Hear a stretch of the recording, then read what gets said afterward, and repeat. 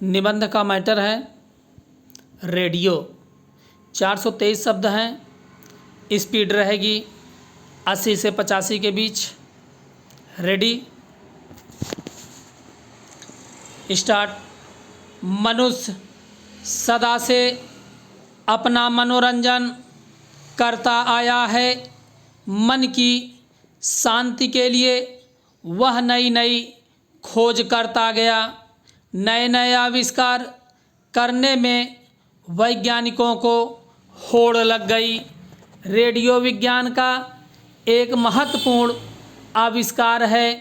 मानव ने प्रकृति को अपने हाथ का खिलौना बना लिया। आज घर में बिजली से बनी प्रत्येक वस्तु वैज्ञानिक आविष्कार का चमत्कार है। यह सूचना का महत्वपूर्ण स्रोत है। यह सस्ता है, इसे आसानी से साथ रखा जा सकता है।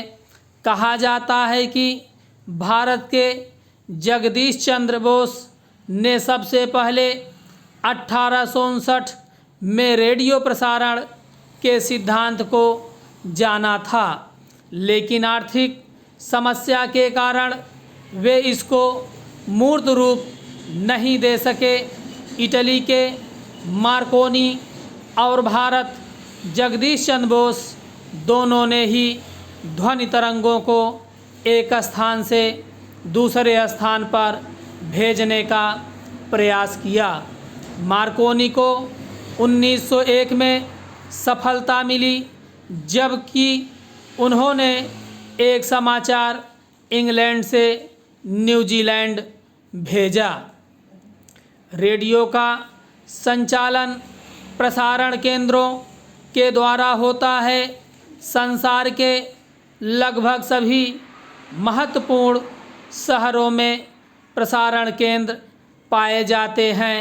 तकनीशियन, कलाकार, संगीतज्ञ, समाचार वाचक और अन्य अनेकों विद्वान प्रसार केंद्रों में नियुक्त किए जाते हैं। रेडियो समाचार एवं अन्य महत्वपूर्ण सूचनाएं प्रसारित करता है।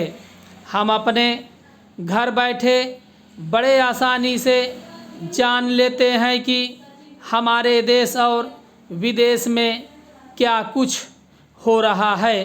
समय समय पर राष्ट्रीय और अंतर्राष्ट्रीय नेताओं, विद्वानों, कलाकारों, डॉक्टर्स आदि को अपने विचार व्यक्त करने हेतु आमंत्रित किया जाता है। रेडियो द्वारा इन विचारों को सुन सकते हैं। पहला, रेडियो मनोरंजन का भी एक सर्वोत्तम साधन है। रेडियो द्वारा हम गीत और अन्य संगीत कार्यक्रमों को सुन सकते हैं।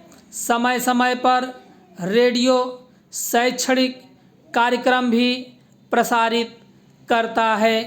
ये कार्यक्रम विद्यार्थियों के लिए बड़े लाभकारी हैं। किसान खेती के नए तरीके एवं कीटनाशकों की जानकारी पा सकते हैं।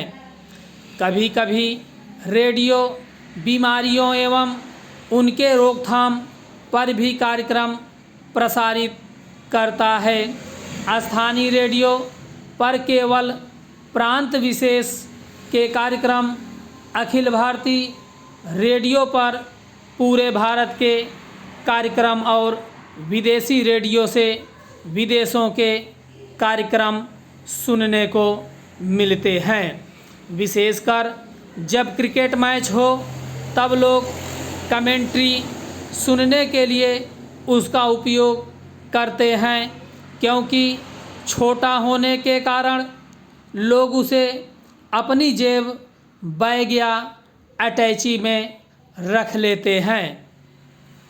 पहला, व्यापारी वर्ग के विज्ञापन भी रेडियो से प्रसारित होते हैं, जिससे आकाशवाणी को अतिरिक्त आय होती है और व्यापारियों को ग्राहक मिल जाते हैं और ग्राहकों को अपनी पसंद का सामान। मनोरंजन के इस साधन में कोई बुराई नहीं है। हर कला का दृष्टिकोण इसमें समाहित है। मनोरंजन का यह साधन पहले भी लोकप्रिय था, आज भी लोकप्रिय है और भविष्य में भी रहेगा। स्टॉप।